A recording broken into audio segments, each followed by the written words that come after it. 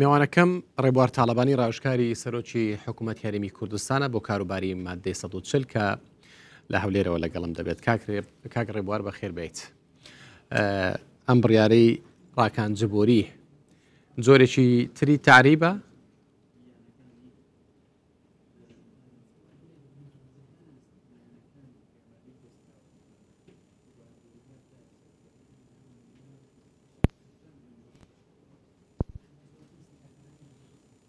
وابزانم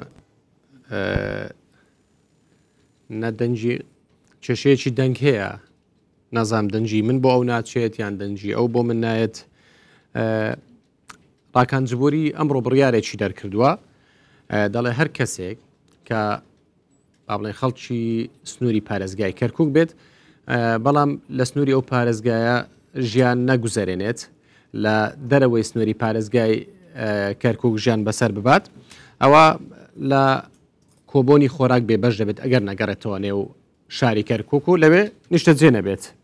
ئەوە بزانم کێشەکە چارەسەر کراوە. دەچمە لای میوانەکەم. کاک ڕێبوار گوێبیستی منی؟ زۆر باشە. کاک ڕێبوار ئەو بڕیارەی ئەمڕۆی ڕاکانجبووری زۆرێکی ترە لە تعریب؟ جارێ من لە زۆر جاوتمە تۆڕاکان ئەداتێکە بەدەست سیستەمی ئێستەی حکوومەتی عێراقی کە فشارخستنە لەسەر حکوومەتی هەرێم بۆی سازشکە لەو مافە دەستوریانی کە هەیەی لەسەروی هەمووش مادەی 140. وەکوتم ڕاکان بۆ خۆی بەتەنیا نیە، بەڵکو جێیشێکی جەڕار لە پشتیوێتی هەموو دەوڵەتە ئەقلیمەکان لە پشتین و عەرەب بە هەموو جۆرەکانی شیعە و سوننە و پێکاتەکانی تریش بەداخەوە بە تەنها کوردی لێ دەرچێ هەمویان ئەم بارودۆخەیان پێخۆشە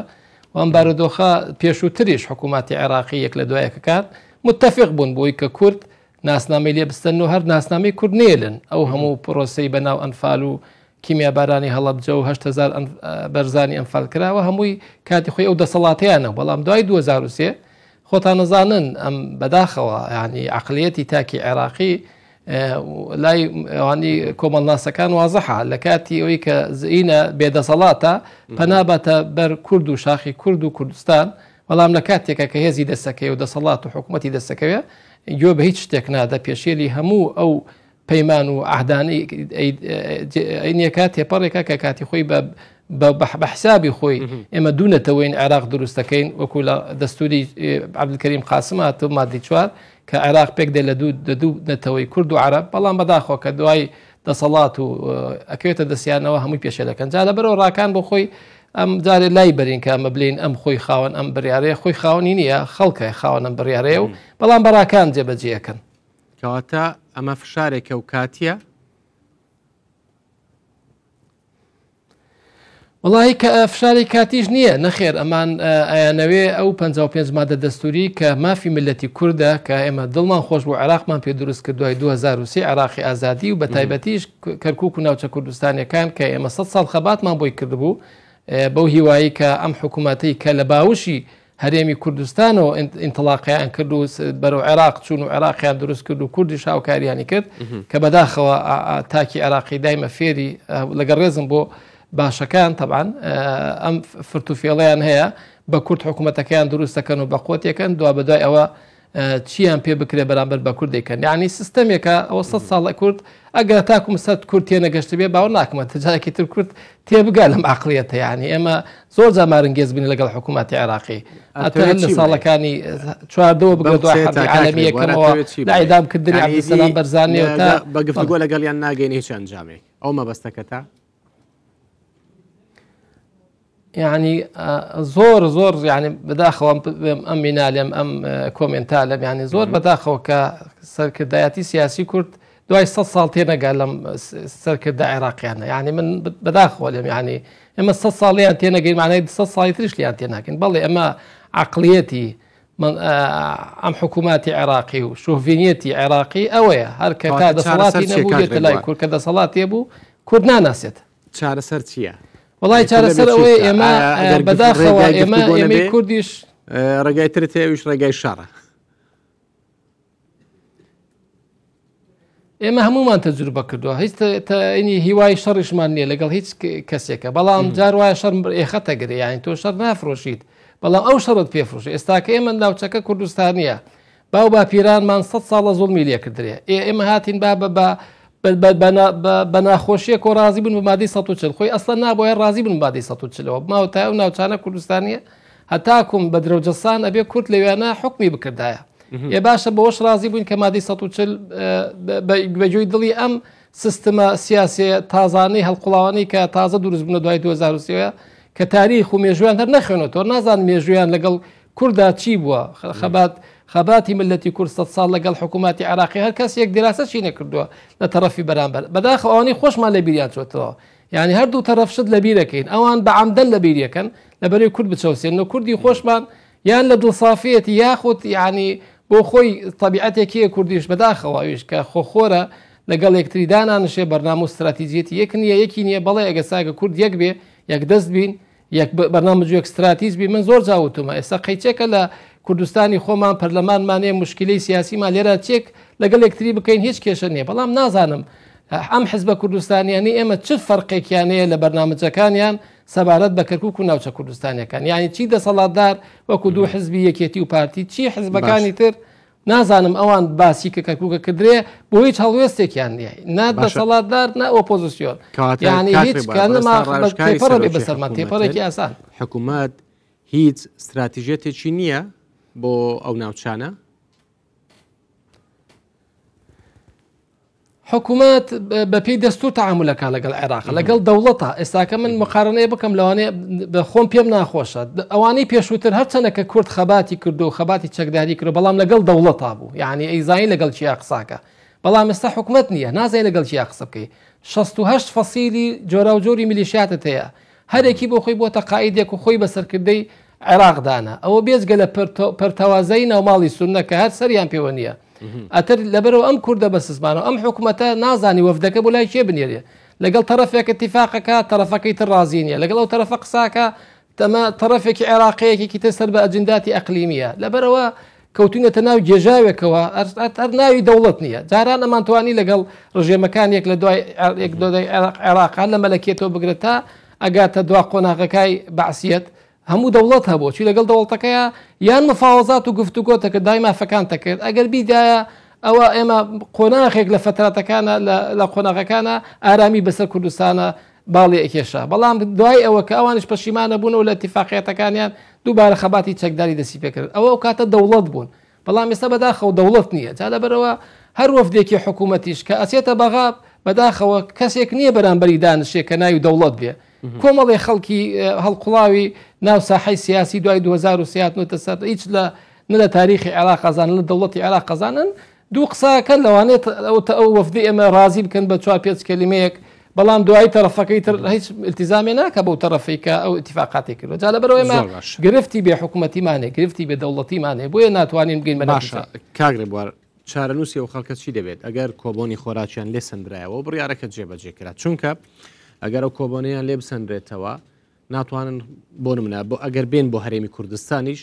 لێرەش ناتوان ئەو شتانەی کە ڕسوماتن ناتوانن نەقل بکرن یان بگوازرێنەوە چونکە هەرێمی کوردستانیشاڵێ ئێمە نامانەوەیە کەرکووک لە دەست بنێن خەڵکەکە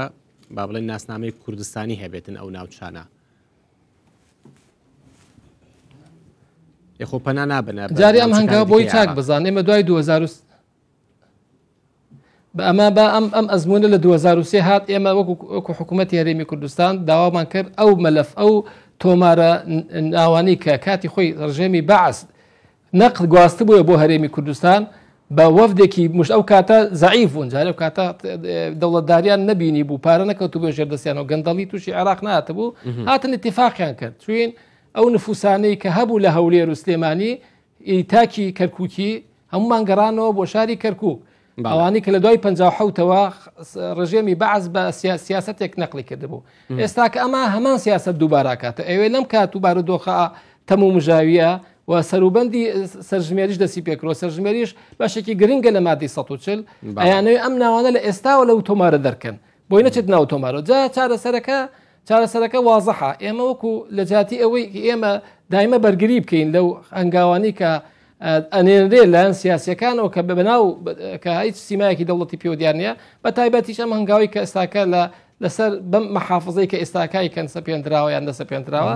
ئێمەی کورد فێر نەبووینە ئێمە هجووم بکەین ئێمە بچینە دادگاکانەوە من پرۆژەیەکم سە تەقدیمی هەموو وزارەتەکان کردووە لە سەرۆکایەتی وەزیرانەوە داواکەم لە هەموو وەزیرەکان مافتانێ لەسەر ناوچانە کەرکووک و ناوچە کوردستانەکان سکاڵە تۆمار داواکاری گشتی بلێن ئەو بەلای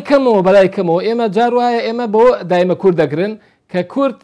دایمە بە سیاست قساکە ناستن ناو قانون یاساوە فەرمو ئەوان چوونە ناو قانونەوە قانون نەوتوغازی هەرێمی کوردستانیان پوچەڵ کردەوە ئێمە بۆچی بە بالعکس نەکەینەوە ئێمە بۆ نەڵێن قانونی نەوتوغاز ئێوە پێشێتا کردووە مادەی 112 ماف بە ئێوە نادە نەوتی کەرکووک استغلالکەن هەتا بە درەوجەستان و خانەقین تا گاتە شنگال ئەو نەوتانەی لەوێنە ئیشی لەسەر دەکرێتە بێ بە ئیداری هاوبەش بێ ئەمە بە نسبەتی وزارەتی تەندروستی شەبێ سکاڵە بەڵام ئەوان پابەندی یاسا بن باسیەوە ناکەم پابەندی یاسا بن ئەخ منش هەنگاوەکەوەیە کە تۆ کردێت جوانە ئەوان ئێستاکە ئیشەکان بۆیت بۆ چوێ سەرەوە ئێستاکە ناچار ئەلێن ئێمە ئۆتا لە پەرلەمانەوە شکاتان لێکەین لە محکەمەی اتحادیەوە شکاتەکەین ئێمەش بە هەمان شێوە شکاتکەین ئەوان دوو شکاتیان کرد ئێمە 200 شکات تەقدیمەکەین ئێمە 182,000 کەس ئەنفال کراوە هەر 182,000 سکاڵە تۆمارکەین لە محکەمەی اتحادیە هەر شڕ وڕیانەکەین بەس لەبەر ئەوەی کە ئێمە لەناو خۆمانەوە ئەوە مەشغوڵین و ئەمەە خۆخۆرین لەگەڵ یەکتریە هەر ئاگاما لە یەکتری نەماوە حیزب کوردستانیانە بەگشتیانەوە ناچار ئەوان هجوومەکەن بەڵام فەرمان منم پرۆژەی تەقدیم کردووە وەرە سکاڵکەن بەڵێ ئەگەر گەشتینە نەتیجەیە کە محکەمە و قەزا لە عێراقا سیادەتی خۆی لە دەستدا حیادەتی خۆی ئەو کاتێن بە پەنابینە محکەمەی دەولی ئەو کاتشکات مالێ ناکەن کە ئەو محکەمی خۆتان لە عێراقەن فەرمەوە 1000 سکاڵەمان تۆمار کردو لەسەر پێشێلکارەکانی ئەم ناحکوومەتی کە ئێستاکە لە حکمی عێراقەکە بەڵام جێبەجیان نەکردو ئێمە چی بکەین دەستورمان ناکەن ئەم ڕێگانە هەن لەبەرەوەنە مەشغوڵن بە یەکتریەوە ئێستا ئەوەنە مەشغوڵ لەبەرەوەی کورد زۆر بێتفاقا ناوماڵی زۆر ناڕێکە بە یەکەوە مەشغوڵن ئێستاکە حەزبی دەسەڵات قسێ بکە ئۆپۆزیسیۆن سەدی ڕاوەستیە حەزبێکی بە ئۆپۆزیسیۆن قسێ بکە ئەوەی تر بە پێچەوانەیە بێجا لەبەرەوە ئەم بێتفاقیە ئەتا ماڵمان ڕێک نەخەین یەکێکە لێ بابڕۆین عێراق چارە سەرمامەکە یەکێکە لێ ناخیر عێراق هیچ سوودێکی لێ نابین یعنی یەک بەرنامەیەکمان نییە طبعا ئەوانیش ئەوە بە هەڵ دەزانن بۆیە ئەوان هجوومەکەن ئێمە شەبێ داوێن بەرگری بکەین کاتە چارەسەر چیە خەڵکە چی بکە ئەم خەڵکە داماوە چارەسەر ئێستاکە لەم هەنگاوەوە دەسی پێکەنەوەی کە ڕاکان ئیش پێیان کردووە ئەم هەنگاوی کە بەڕاکان جبوریان کردووە ئێستاکە ئەو حیزب کوردستانیانە ئیشیان چێ لە کەرکووک ئێمە ماوێنێتە لە کەرکووک ناڕۆین کە باشەکە ناڕۆی لە کەرکووک ئێنابێ هەڵوێستە بێ ئێر حەفدە حیزب کوردستانی لە کەرکووکن یەکسە سکاڵایە تۆمارکەن دژی ئەم بەڕیاری کە ڕاکان دایەتی بە یاسایی بچن ناو قەزیەکەوە کەس ناچێتە یاساوە کەس ئێمە حامیەک ناگرێ یعنی هەیەکی دیفاعیشمانێ لە مافەکانی خۆم بکەین ئێمە ئەوە خاوەن حەقین لە عێراقا بەڵام هیچ مەحامیمان سیاسی ئەوان لە کەرکووک تۆماری ناکەن ئەی بۆ ئێوە لێرە تۆماری ناکەن ئەبێ بیکەین ئێمە جاگە چاوەڕێکە بێ ئەمە نابێ ئەم خەنگە ئەوها بڕات تا بەتێپەڕ بێ بەسەر لەسەر ئەم ڕاکان و لەسەر ئەمانی کە لە دوای پشتی ڕاکانەوەشن بەڵام سکوتی تاکی کورد و حیزب کوردستانیەکانی کوردی و حکوومەت و وەزیرەکانمان طبعاً وای کاتەوانی پێدرێژەکەن ئەوە نەیتر جومەکە لەسەرمانەوە قانونی و تۆغازمان لێکەن جارێکی تر ئەمان دەنە محکەمەوە لە کۆتایی ئەمە تووشی مشکلابین بێدەنجین بێدەنجەکە وای کردووە چین خەریکی خۆمانی خۆزگار بێدەنگ بین خار ئەم حیزبە خەریکی و حیزبەیە دەسڵات خەریکی ئۆپۆزیسیۆن یعنی هەموو شتێکیان لەبیرە بەس مشکلە سەرەکیەکانە لەبیر چۆتەوە دەستوریان لەبیر چۆتەوە مافەکانی ملەتی کوردیان لەبیر چۆتەوە یعنی ئێمە دایمەسە ئێمڕۆ بناقەشیەوە باشە ئەو هەموو خانەوادەی ئەنفالمانێت خوا خانەوادەیەکی ئەنفال و معاشی لەگەڵ خانەوادەیەکی ڕەفع مقارنەکەن ڕەفع 10 ملیۆن وەرەگری ئەو ئێمە 500,000 وەرەگری ئاخرەت چ معقولێکە لە عێراقێکی پێشێلکاری دەستور و دەنادەتپەروەر کە باوەڕ ناکەم خەڵکی عێراق بەقەت تەڵەموویەکی کوردێکی ئەنفال عذابی خواردبێت لە پرۆسی کە بەسەری تێپەر بوو لە 100 ساڵی ڕابردوو ئێوە خێرغێ بێت دەنگی ئێمەیە غێرە بێ وەزارەتی ئەنفال و شەیدی وەزارەتی شەید و ئەنفالکەینی ئێمە کوردستانە بێ سکاڵە تۆمارکە دژی ئەو بێت ناداتپەروەیەکایە ئەبێ خێر وەزارەتی تەندروستی ئێمە سکاڵە تۆمارکە دژی وەزارەتی تەندروستی حکوومەتی اتحادی کەرکووک و ناوچە کوردستانەکان ڕێژەی کورد لەو شوێنانە لە تەندروستیات ناگاتە 18%. باش ئەی باشە وەزارەتی نەوت بۆ سکاڵی تۆمار ناکات. باش ئێستا کەرکووک ئێمە بێدەنگی لە بێدەنگی هجوومەکەن. پلانی کوردانیە ئێستا کەرکووک؟ والله بەهین هەیە من وەکۆلی چۆن ساڵێن دەستور هەیە بەڵام عیبرەت لە دەستور نییە عیبرەت لەوێت کێ جێبەجێکە ئێمەشم کورد ئەم حەزبە کوردستانی ماشەڵیان لێ هەمویان بەناو کەرکووک و ناوچە کوردستانیەکان و شانوباڵیان زۆر گەورێ بەڵام لە ڕووی پراکتیکەوە کوا بزانام یەک حەزبێکی کوردستانیم بۆ باز بکە یەک بەردێکی نابێتە سەر بەردێک لە دوای 2023ەوە دەربارەی کەرکووک و ناوچە کوردستانەکان دەبا قۆناغی هەڵوەشاندنەوەی قەراراتی مەجلیسی قیادەی سەورە هەفتە ئەندام پەرلەمانمان نەبوو لە عێراقا چوار خۆ لە کاتە خۆخۆریە یان بەرژەوەندیان شتێکیان کامیانە واللهی بێبەرنامەن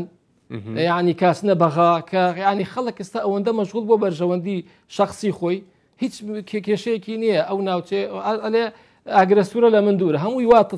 واتە سەرفەکە هەمووی بۆ بەرژەوەندیەکانی خۆی گەڕێت کەس بۆ بەرژەوەندیەکانی نێتەوەکەی ناگەڕێت کەس بۆ بەرژەوەندی دوای نازانێت پەرلەمانتارانە چی دەکەن کاتێک کە کاتی هەڵبژاردنە هەمویان بەڵێن بەو خەڵکەدان ئەچنە نێو خەڵک نازانم چیەکەین بۆ کەرکووک مادەی 140 جێبەجێکەین تعریب ناهێڵین نازانم ئەو زەویانەی داگیر کراون بۆتانیان ئەگەڕێنینەوە ئەو پۆستانەی کە کورد بوونە و لە کورسن دراونەتەوە وەریان دەگرینەوە کاتچنە پەرلەمان ئەسڵەن کەرکووکیان وە بزانم هەربیر نامێنێ نا بە تاکید من دایمە دەمی گلەی خۆ من تەبع نالم هەمووشیان بۆی ئێمە جیاکەینەوە لەوانەیە خەڵکێکی خەندێک خەڵکی دڵسۆزمان هەر هەبێ بەڵام ڕێژەکەیان کەمە بەڵام حاڵەتەکە بەگشتی تێپڕن تێ نەپەڕیوە نەکەرکووکەوەتانە لە 2023 و 2022 ماشەڵیان لێ نەبێت 90 ساڵ حیت شێکەنگاونە کوێ پێشەوە ئەوە 55 مادەی دەستوریش یەک دانێکی جێبەجێ نەکردراوە ئێمەش هەر دێن و ئەڕۆین وەکو عەرەبە لێ لە شۆنی خۆمانەوە تێک هەنگاوت بەرەو پێش ناچین مڕاوە حاکەین لە شۆنی خۆمانەوە وازانین ئەم حکوومەتی تر بێ دوای جعفەری مالکێ بێ لەو باشترە وازانین دوای مالکی عەبادی وەڵا باشترە وەڵا عەبادی باشتر کازمیە کوڕە هیچیان باشین ئەوان خۆیان ئەسڵەن بەرنامەجێکیانەیە هەر تویان ناوێت هەرخوا تۆ گوێ بگرە لە جادەی عێراقی کە چۆن تەهیجیانەکەین سێ قەناتەکانیان بکەن هەر هەموو ئێستاکە چۆن کاتی خۆی بە بەسڕیان هەندا ئەنود نەوتەکەی بەسڕێ و کوردستانی پێ ئاوادانە بێتەوە ئێستش بە هەمان وەتیرە قساکەن لەگەڵ خەڵکیە خەڵکێکیان واشان کردووە ئەگەر خۆشیان واز لە عێراق بێنن ئەو خەڵکە ئەدەنە گیان کوردستانەوە وەکو چۆن حرس قومی لە ساڵی 63 چیان کرد بە کورد ئاوا خراپترش بە کورد دەکەن بەڵام پەرلەمانتارەکان جیلی فەیسبوک دروست بووە جیلی مۆبایل دروست بووە هەر تاچێکی کورد خەریکی مۆبایل و ئاگای لە دنیا نەماوە باشە کاگرێ بوار ئەم پەرلەمانتارانە ئەتوانن شتێک بۆ کەرکووک بکەن یان ئەوەندەی پێیان کراوە کردویانە و ئیدی دەسەڵاتیان هەر ئەوەندەیە لەوە زیاتر هیچیان پێ ناکرێ خۆزگا پەرلەمانتارەکانمان سە تا دەی مقتەدا سەدر و ئەتباعی مقتەدا سەدر بکەن سە تا دەی سە تا پێنجی بکەن بۆ یەک جا هەڵوێستی وەکو مقتەدا سەدر ئەتر باشی کردبیان خراپی کردێ من سەنادێم ئەو هەڵوێستی مقتەدا سەدر باشیان خراپە بەڵام خۆزگا سە تا دەی جورئەتی ئەندامانی مقتەدا سەدریان هەبێ و تیاری سەدریان هەبێ بتوان ناو پەرلەمان لوبێکی وا دروستکەن ئەو جورئەتیان نییە پێشیانە کردرێ ئێستاکە ئەو 6 کەسە پێیانە کردی هەر 63کە هەر ئێستاکە واز لە پەرلەمانی عێراق بێن وەڵای عێراق ژێرۆژوورە بێت بەس ئەگەر وازی بێن بۆ یەک جار یەک هەڵەتیان نییە زۆر کامیانە بەرژەوەندیان وا ئاخوازێت کامیانە بێتفاقن یەکەم شت یەک بەرنمەیان نییە بێتفاقن کەس ئەوەی کچۆتە ئەویانەوە کەسێک محاسبەی ناکە یەک سەرۆکی حزبم بەس جەنابی سەرۆکە بینم دایمە پەرلەمانتارەکانی خڕکاتەوە کۆیە کاتەوە